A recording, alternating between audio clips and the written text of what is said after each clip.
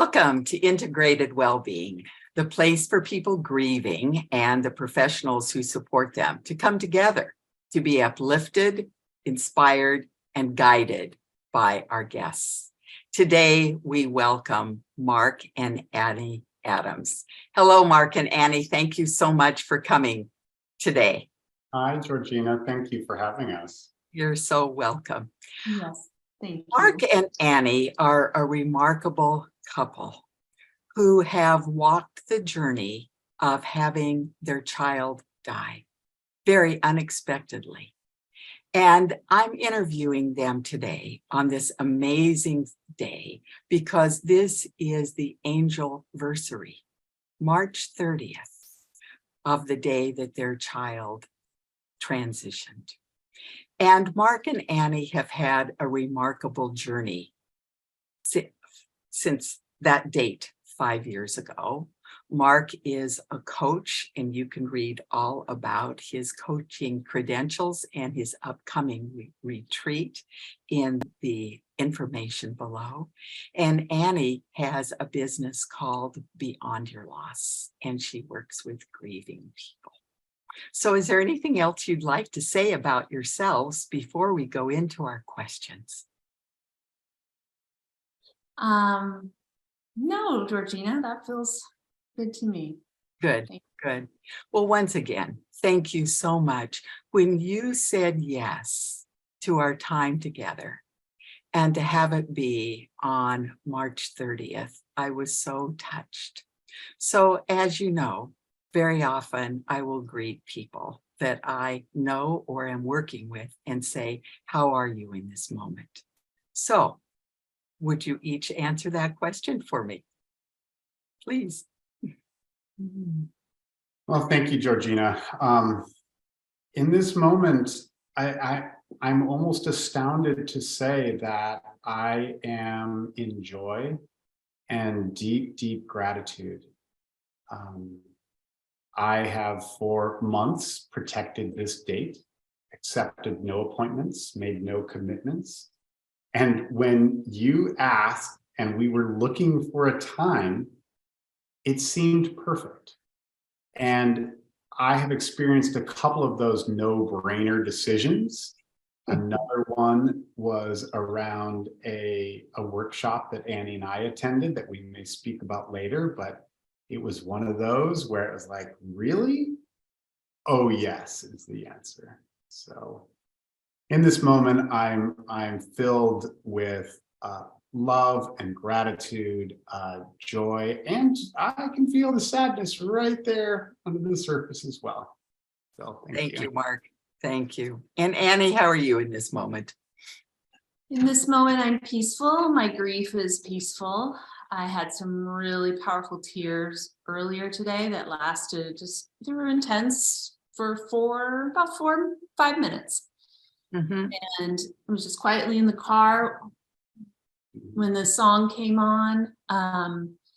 That just was a very important song for us. And so that was really sweet. And we had a very nice intentional morning of passing out love and joy to people in honor of Z. We wrote cards and everything to important people in our lives who really shown up, and it meant a lot. Thank you. What a wonderful way to honor this day. Mm-hmm. So there is a trunk in back of you, and it is an amazing thing that I am seeing for the first time today too, my listeners. And those of you on the podcast, maybe Annie and Marc will be willing to describe what's behind them, because it's very, very special. Well, we call this the Z trunk, Zenzi trunk, that came about after we moved into our home that we've been in now for 2 years. So we stayed in our house that we lived in with Z for 3 years until one day I was like, I can't do this anymore. This house is too big, too many memories, too lonely. And so we moved, and we had a lot of wonderful things that represent Z, that were gifts, I have my journals that I wrote Z letters in for first year, maybe. Yeah. Those are in there. and then just full of a Harry Potter, or this doll that somebody made with the Harry Potter book in its hand for Z, and Z's hat, and a baby picture of Z, all like some very key Lego pieces that we did keep. So just full of just memories, and the trunk fits nicely in this little alcove of our home, holds plants, and then we open it when we're having a Z day. So it really is fabulous. So, and I think it's quite amazing that this was also your father's trunk. Your father, who you did not know well, that died when you were young. Both of our fathers were not around to meet Zenzi. My father met our older son, Ben, until he was 4 years old. And then my father died coming up on 22 years ago. This May 6th. Yeah. So it is very, very special. And you've got something else to share that I had never seen before. Oh, the dragons. The dragon. The dragon that Z made, Zenzi made in Mexico at one of those little ceramics places, and that was in our favorite resort. And yeah, I forgot about it. And when you talk about dragging your grief around, and I saw this, I'm like, well, this dragon is staying with us, because it really does. It's perfect. Not dragging the grief around anymore. So no. And for all of those you listening on the podcast, it's gold, black, silver, and has some red fire. And so it's very striking in the colors. it's lovely. Yeah. It's really, really neat. Well, Marc, you alluded to how you prepared for March 30th this year, and it was to say no to everyone and everything until the no-brainer came along, which was this invitation. Is there anything else you two would like to share about how you did prepare for this day? Because you alluded to a morning of sharing things with people, and we need to know what those shares were. Well, there are signs that we take from the Z, we feel Z sends to us. And these were things that were favorites of Z's, or something that were important, like pineapples. We'll just take that example, pineapples. Zenzi had a favorite show, it was a family favorite show we watched together called Psych. James Roday and Dule Hill play these detectives. It's a hilarious, fun, goofy show, so silly. And so each episode, there would be a pineapple reference, a pineapple. You'd see, they might walk into a kitchen and there'd just be a pineapple there.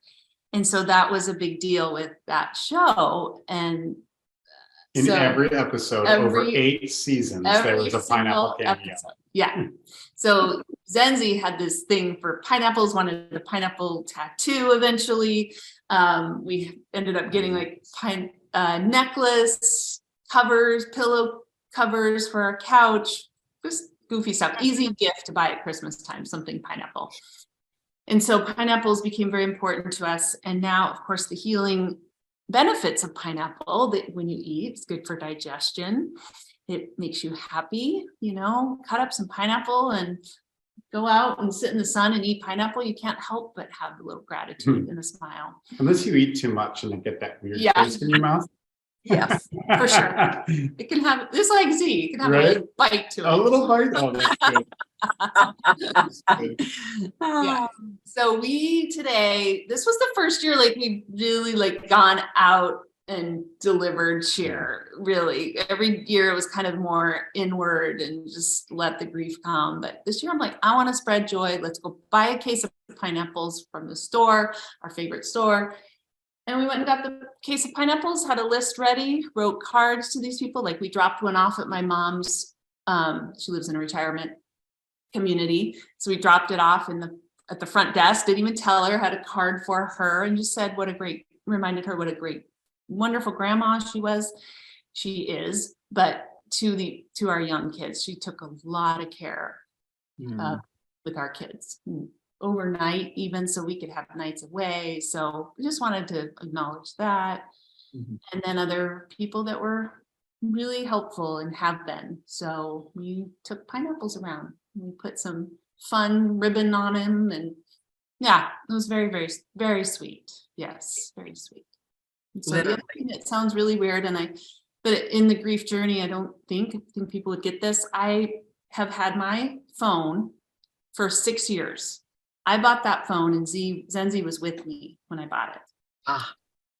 And so I just have, and I want to use my phone till it just doesn't work anymore.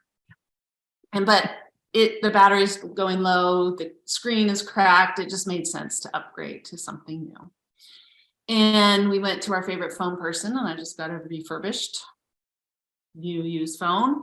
And today was the day we went and we dropped my phone off. He's taking care of everything, and we'll go pick it up. And it just feels like so perfect with that. It just so happened, right? It was like, oh, what are you going to do today? How are you going to be intentional about your child's, angel date? Oh, we're going to go to a phone store. But it was perfect. It really was. It all when we know the backstory, it's absolutely perfect. That's right. Yeah, it just felt like, and the person we get our phones from he is amazing. He's a bright light. He's a bright light, yes. So he brings joy. So it is perfect. So we'll go get the phone, and then we'll go to the cemetery and visit the gravesite. Yeah. So Yeah. Oh, thank you. Well, one of the things that I have had the privilege of is I have had the privilege of meeting you in your raw grief, seeing you in your fragile grief, and now I observe gentle grief. And so I'm wondering if you would please share with your listeners that journey, what supported you in each of those states of grief that you were in. And for those of you that have never heard this before, what I consider raw grief is that crying 24/7, where you feel like you don't want anyone to touch you, you feel like your skin's on fire, or you could just jump out of your skin. Everything in your life is covered with the tapestry of this loss. That is foreground. There is nothing else. And then when you move into fragile grief, that's where you're crying less on the outside, but probably so much even on the inside, you're still crying, but you're holding yourself together. You're fragile. You're holding yourself together. And people kind of take heart because you look like you're better, but that's because we're a grief-phobic culture. And so those of us in raw and fragile grief sometimes tend to want to make other people feel better. And then finally, in gentle grief, that's the grief that I describe as that grief that will bubble up like an underground stream, where we have tears behind our eyes, as you were saying, Marc, as you were talking. I can feel the sadness there. And Annie, as you shared at the beginning, I had a really good, or I don't know if you use the word good, but it was a hard 4 to 5 minute cry. And that's what I describe as the old faithful geyser coming up. So it's still that intensity, but it's with less duration.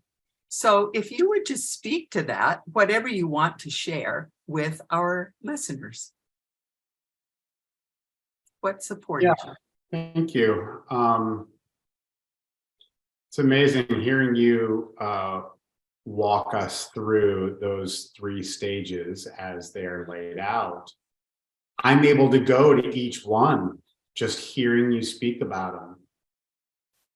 And the raw grief for me was just utter shock. I was a dead man walking. I was a zombie. Oftentimes I was, spacey in that grief brain fog state of, oh, how did I make it from the bed to the couch?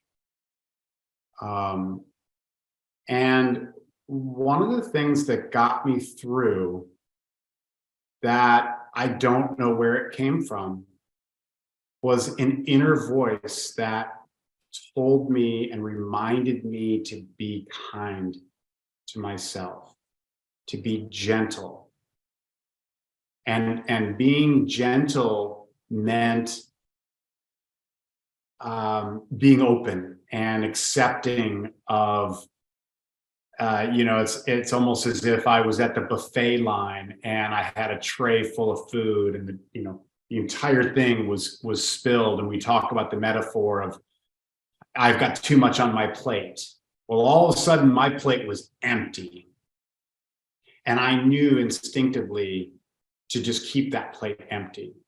But I had this internal reminder to be gentle and be kind.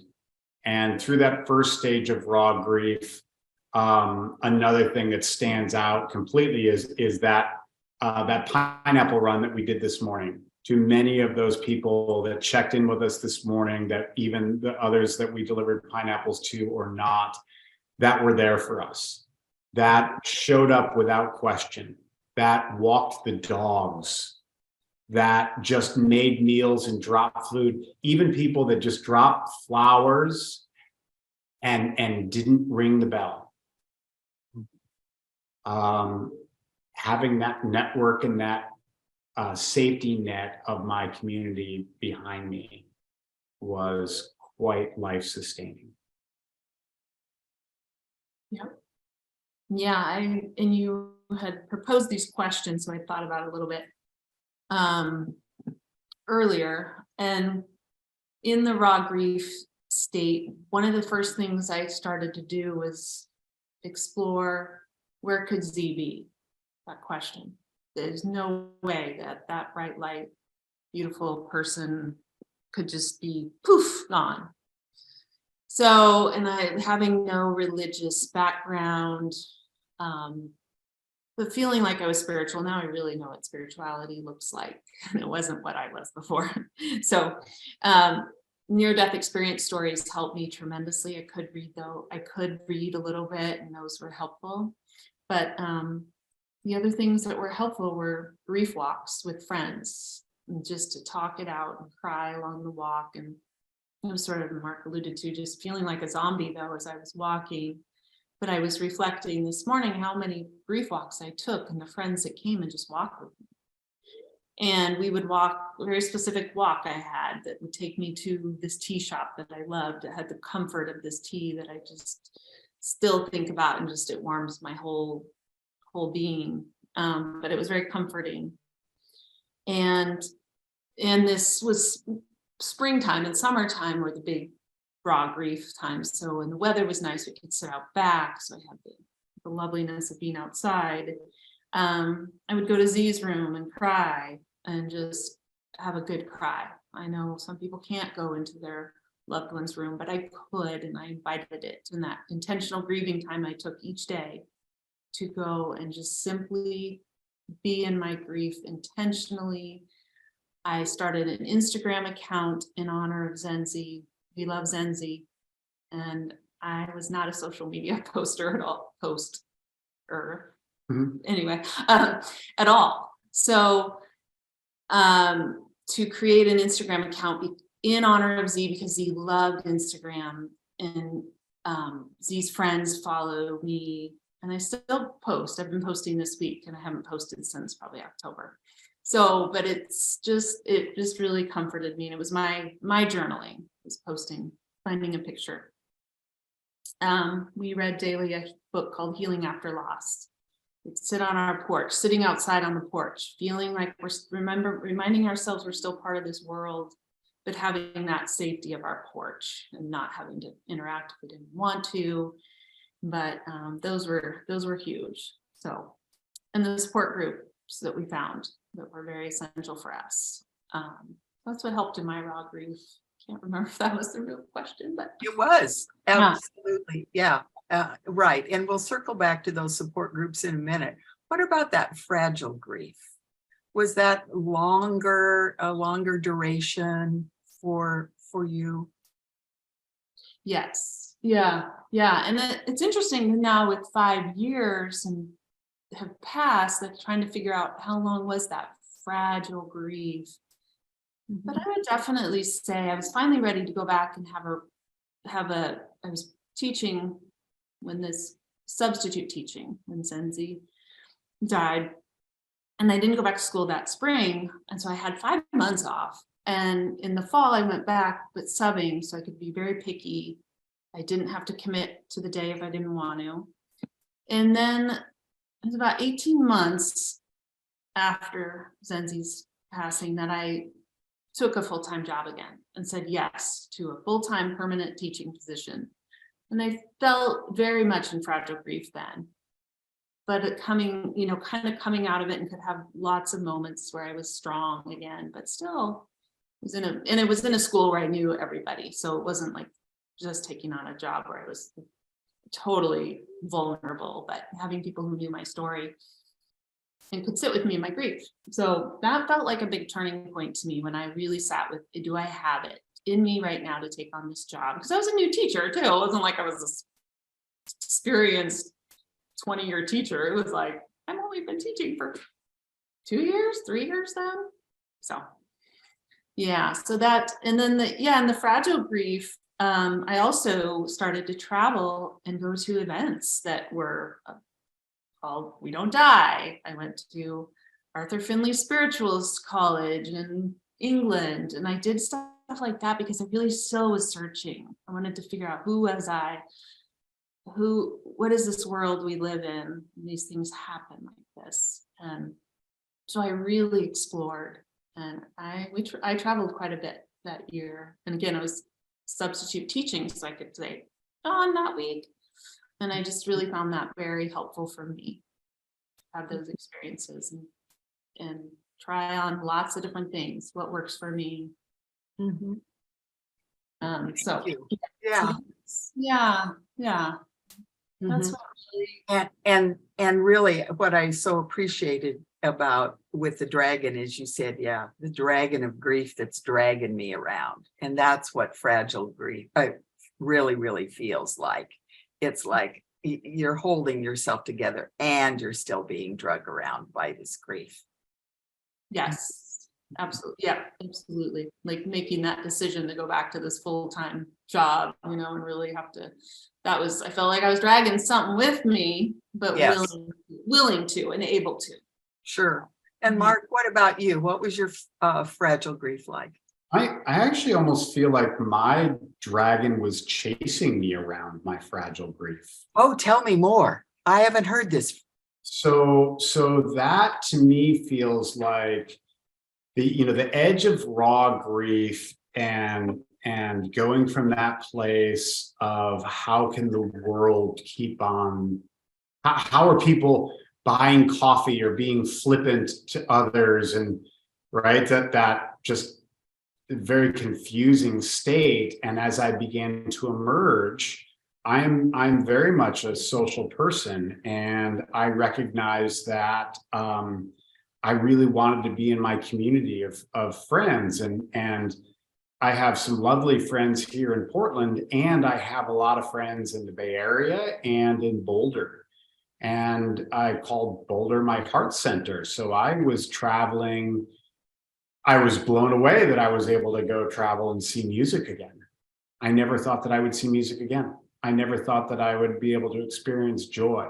And then also as I was back in the office, my workplace was incredibly gracious. And, I didn't step foot in the office until June. And Zenzi died in the end of March. And then I only stepped foot in there. I didn't even really go back until the fall of 18. So it had been almost 6 months. And over the next year plus, actually probably be a year and a half until the pandemic began and shut everything down, did I show up regularly at work, and I had to have a couple different reiterations, a couple different shedding layers of skin to who am I now kind of questions. And so all of those things, being with friends, going on retreats and travel like Annie spoke about, doing grief rituals, and all this different stuff, all of those felt like I was searching.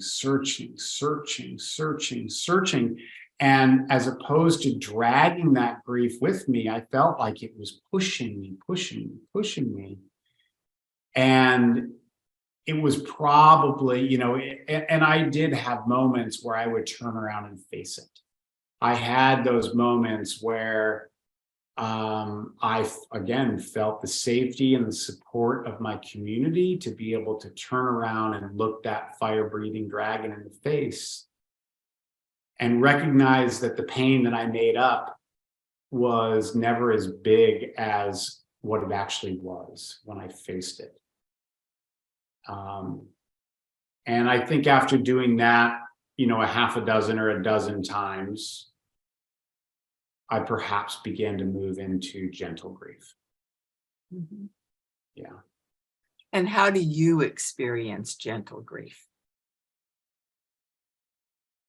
It's a bit like a flow state, as I described in my original check-in today, where I'm open to the signs. I'm connected to everyone, right? Not just myself and spirit or the divine or source or Zenzi through signs or knowing, but I'm connected to everyone. And that combined with the recognition that I'm still here, abiding the laws of gravity and relationship, and that intersection of the 5D and the 3D, and having to put it into motion, and hearing you describe what raw grief is and feeling my body go, oh no, am I gonna bawl? And to me, it's still an oh no, right? Like sometimes it's oh good, because I'm okay with it. But oh no, here it comes. How long is this going to last? I never know, right? That part. Thank you. And Annie, what about gentle grief for you? Gentle grief is perfect example. This week has been a lot more gentle grief coming up because of its spring break. Mm-hmm. All our story transpired all within a spring break on a family trip. We weren't even in Portland.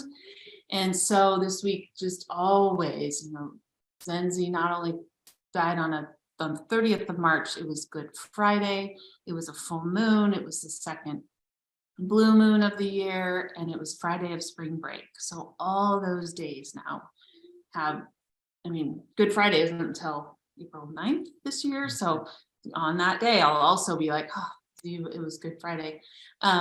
So this week, but it looked like my gentle grief looks like being at Unity of Portland Spiritual Center at the service and listening to the drum, because Z was a drummer, listening to the drum and really enjoying the drum beat.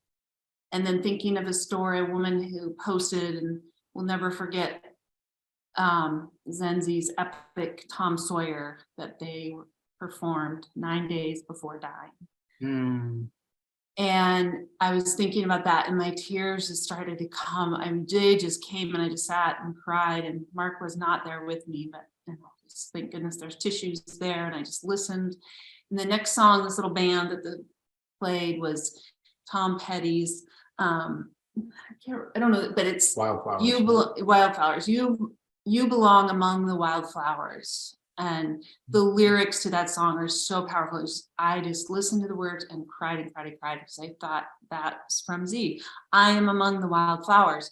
I am free. And it was like, oh, it just cracked me wide open. So that, and then like I said this morning, the song, it's usually music.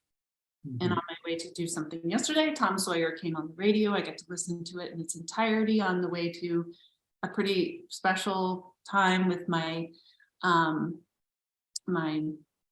call her niece view. She prefers they them pronouns, but so I was on my way to go, and I haven't seen them in a long time. So the whole thing was just so sweet. So that's what my gentle grief. And that, my listeners, is why I invited this miraculous couple to be here today. I have been with so many grieving people and so many grieving parents. And what I recognized right away with Marc and Annie was there was a profound guidance that they were listening to. And Marc shared it with us. And his guidance was be kind to yourself.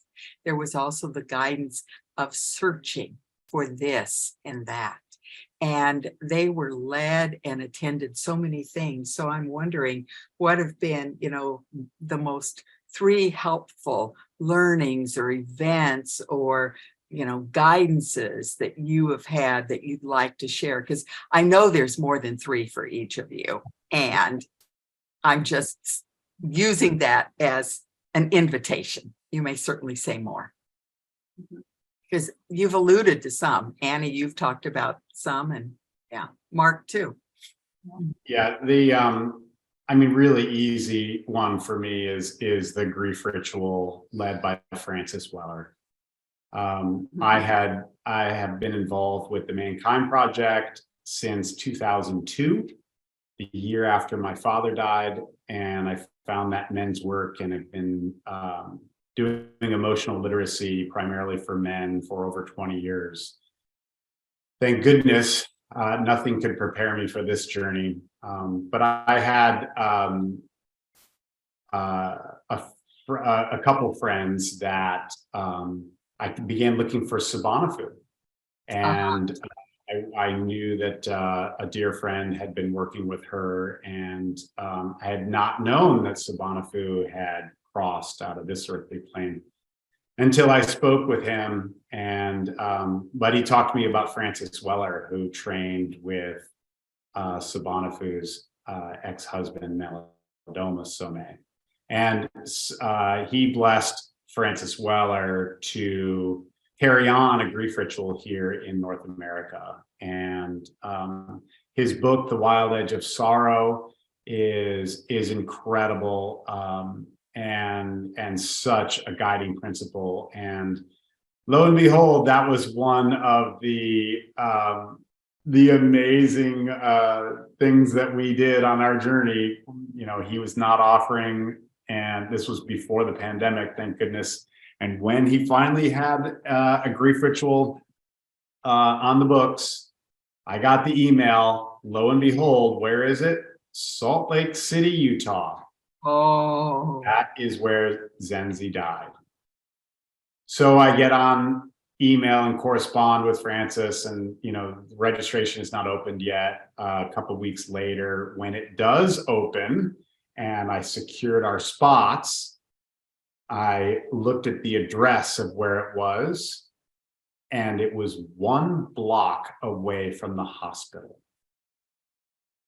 So this would be our first trip back. I think that was in the fall, right? So it was just over a year after Zenzi crossed, and our first time back to Salt Lake, and it was like, well, we might as well go right into the lion's jaws or the dragon's den. Right. And it was just, it wasn't coincidence. It wasn't serendipity. That was how it was meant to be. And somehow just knowing that was, to use Mark Twain's term, eating the frog. Let's go to the biggest, darkest, scariest thing and get that out of the way. And then the grief ritual itself. He lectured Friday night, and we gathered as a community/village for the next 2 days. And that was a pretty incredible experience to be part of.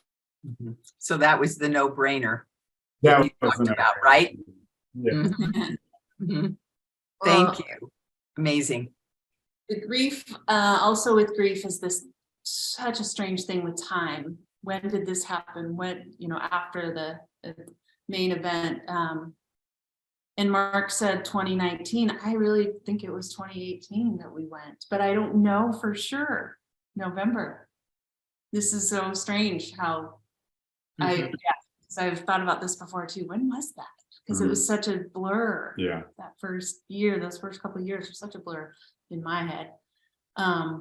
But I think we booked in November when we were visiting Ben. yeah. Yeah. Anyway, that's just time. It's a Yeah. funny thing. Right. So human. Mhm. But so that was a big one. But most of my big things, I even want to go back to the We Don't Die podcast that I listen to regularly. So I had never thought about the afterlife. I had never seen a medium before. No, that wasn't in my awareness. That was not who my family was. We didn't go there. We didn't talk about death and dying. My goodness. So for me, it was exploring and listening, taking a hot bath and listening to these podcasts. I don't know how many times I did that. Just We Don't Die, so many interviews. It doesn't with so many different healers and so that was huge for me. But then some of the events were like when I went to England, I got to go to the spirituals college and take a spiritual healing class and meet some fascinating people and attend a spiritualist church where they do healings and readings from mediums. I mean, wow. My mind was blown. So that was in England, London. I spent a couple of days in London, just absolutely loved that city. So, and I felt Zenzi's presence very much in London. I was like, I just really, really felt it. So I just remember this beautiful morning of walking along, finding the perfect coffee shop that was just meant to be. And I did. And there was so much to it. And I sat down at the bar at 11:11 to have a coffee drink in this amazing restaurant at the end of the London Bridge. I mean, I couldn't plan that. No. Mm-mm. Yeah. So those are, but you're right, Georgena, there are so many that it's hard to, but finding Helping Parents Heal, I think too, that was. And so let's talk about that, because how did you find Helping Parents Heal? I think actually it was from a friend who sent me a link to the website. And so I went and looked at that website. It's Emily. Yeah. And interestingly enough, it didn't show up because I know that there's cross-pollination in Sandra Champlain's events with We Don't Die. There were people that are affiliated with that have shown up for her that are affiliated and support Helping Parents Heal. But yeah, I think you're right that it came elsewhere because and Suzanne Giesman, she's a big part of Helping Parents Heal, and so I found her, so maybe through that. But Helping Parents Heal really spoke to us, and as you know, Georgena, we are the affiliate leaders in Portland. Yes. Not a regular meeting here, and I wanted that. So and so tell us about those meetings now, and for the people that are in the audience in the Portland area. And is there one in Vancouver too, or are you for Portland, Vancouver? Yeah, we're Portland, Vancouver, any surrounding area. Good. I don't even know if Seattle has a group that meets regularly. So what is Helping Parents Heal for those people that have never heard of that until this moment?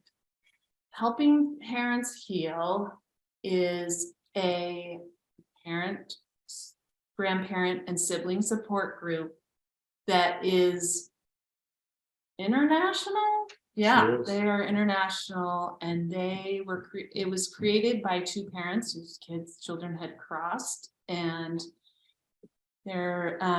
so they wanted a parent support group that brought spiritualism into it, and the belief that our children are still right here with us. Yes, not physically, but they are here with us, and that we can continue to live as shining light parents. So moving from bereaved parents, such a heavy word, that word bereaved, to eventually becoming shining light parents and shining our own lights. That's the part I love about it. That's how I look at it, but also knowing our kids are shining lights. And so I don't know if you want to add to that about Helping Parents Heal, but a support group, spiritual. Well, and that is absolutely spread like wildfire, because there is so much documentation and so much support, and they work diligently to protect the integrity of the communication, to protect the vulnerability of their membership, with a parent that, of course, we want to hear from our loved ones. Of course, we want to hear that they're okay. And so it is just an incredible grassroots organization that works tirelessly. I say one of the events that we didn't get to speak about was just this past summer. We went to the Helping Parents Heal conference. It was the first one that they had done since COVID. I think it was actually the second one ever, right? Mm-hmm. The first, they only did one before that. They'll do it every 2 years. And can you imagine, Georgena, being with 900 other people in the same hotel, all walking around with a lanyard and a large 5-6 inch button picture of your child with your child's name on it, and you know that every other person there, you can look at them and be like, wow, tell me, how did Reed die? And boom, we're in. We're talking about, I mean, there is no chit chat. It is just to people that know and believe or want to believe. And then the presenters, the hosts, just remarkable, incredible event that is accessible to all. And the organization is just, it's so lovely. I feel so honored to be able to hold groups. Annie and I both naturally gravitate towards sitting in circle and leading groups of people. And we've had 2 meetings in person now since the pandemic has allowed us to come back. And we nurtured such an incredible online community of people that didn't even live in Portland that are still joining us via Zoom. So we have Zoomers come in, and then we have people meeting with us in person. And how delightful. We mix it up every week. Last month, we had a wonderful medium join us and just talk to us about mediumship. Oh, nice. Yeah, via Zoom. She was there. Oh, that's wonderful. Yeah. Good. So how specifically did it support you as you were making deeper connections and having greater awareness of Zenzi's presence? Because a client said to me the other day, where is he? Mm-hmm. I want to know, where is he? Mm-hmm. And I said, when you grieve every day, and I'm so glad that you mentioned that, Annie, that brings you in to that connection, that state of more openness. So how did Helping Parents Heal support you before you became facilitators? Okay, before we became facilitators. Mm-hmm. Elizabeth Bousson, I can't say her last name very well, but One of the co-founders. Yeah, one of the co-founders. Yes. She's a real shining light. Hers definitely a shining light. And every day she'll post angel dates, pictures of the kids, and their birthdays. She doesn't miss a day. My word. Yeah, and anybody can go to Helping Parents Heal and sign up to be a part of that memory tool, tribute.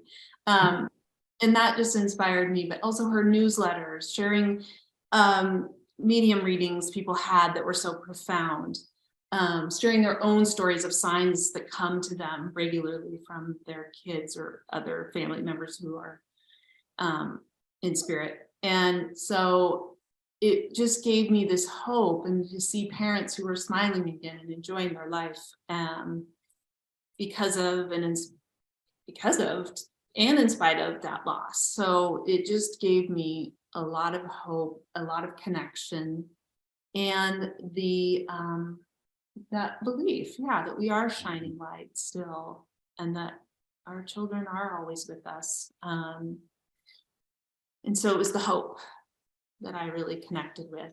And I'm one of those people, I have a lot of ideas, but I'm not willing to share the ideas if I'm not willing to do it myself. So, I'm like, Thank you.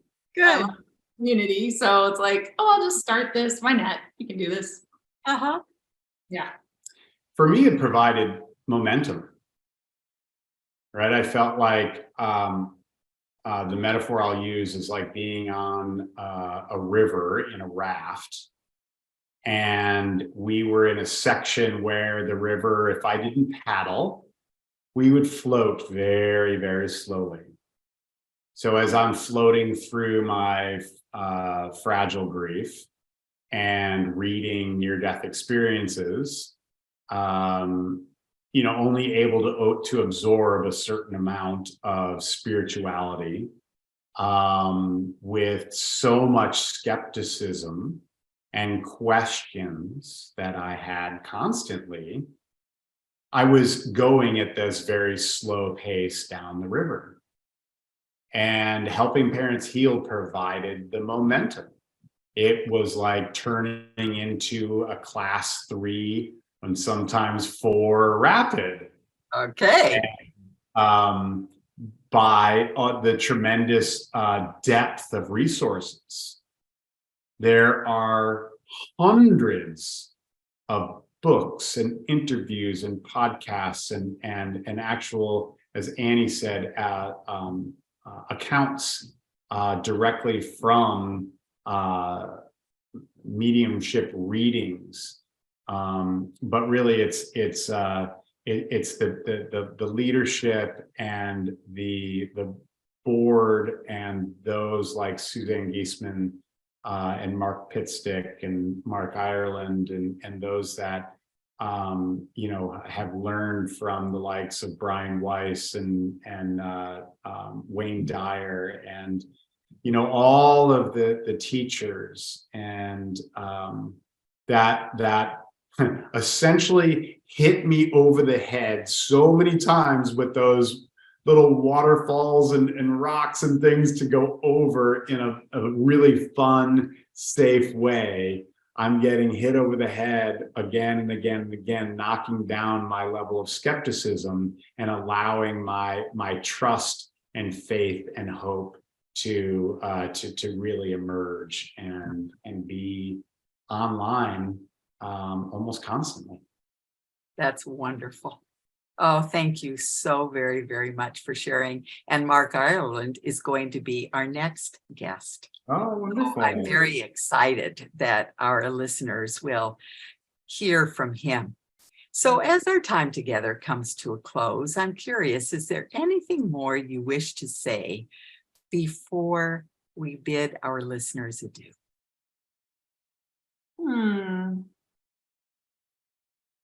Wow, anything more to say? Just, I go back to that intentional grieving, that making space for it, welcoming it, being with it.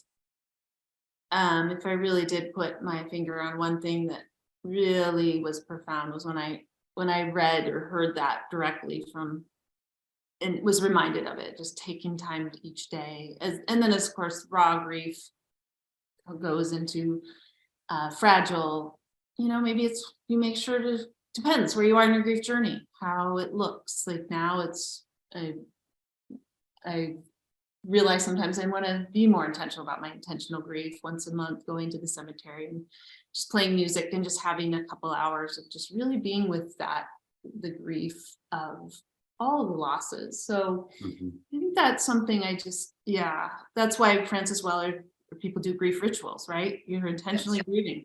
You're intentionally right. The earth for the world, so that then you can make an appointment with your grief, not forget about it, plan for it too. then go, okay, I'm gonna go and shine my light right now. And I'm gonna come to you, grief, when it later. So Mhm. yeah. Thank you. Thank you. And Marc? Well, Georgena, I want to express my my love and appreciation and my gratitude for you. I call you my friend. I call you my grief mentor, and you've taught me so much. And those things, many of those things ring true, that grief brings up the deepest, darkest part of ourselves, longing to be healed. And that in that I am broken, I am not broken, I am broken open. And when we and I create enough safety in my life to break it open, to crack it open, to let it out, that's where the healing happens. And yes, we are in this 3D time-space construct, and we do live in a place where instant gratification is something that we've come to expect. The grief journey does not provide that instant gratification. And for me, learning to accept where I am is actually right where I need to be. It makes it so much easier. It makes it like riding a raft down a class 4 rapid. Oars up. Absolutely. Absolutely. So thank you so much for navigating the rapids of grief. Thank you so much for having the dragon chasing you and not dragging you around, and being in this place of gentle grief as shining light parents. And we'll be sure to put the link for your Helping Parents Heal meeting in or your email, perhaps, so people can reach out to you. That might be the better thing to do. So once again, thank you so much for being here on Zenzi's Angel Day. And it was a joy to see you both. Thank you for all that you shared and all that you do in this world. So our time has come to a close, and I just want to thank you so very, very much. So take deep care, and to every one of you who are listening, enjoy the wisdom and the richness of this. And if you have any questions, my email's down there, and so are Marc and Annie's. So take deep care. Peace and blessings. Bye for now.